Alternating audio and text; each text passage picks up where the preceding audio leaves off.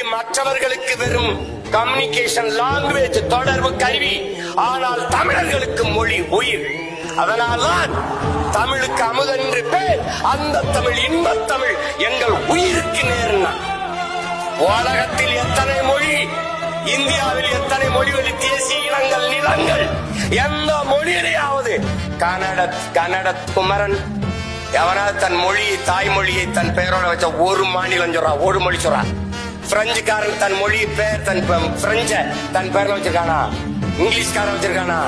இல்ல கன்னடர், தெலுங்கர், மலையாளி, துளுவர், உருது, இந்தி, மராட்டின் யாராவது?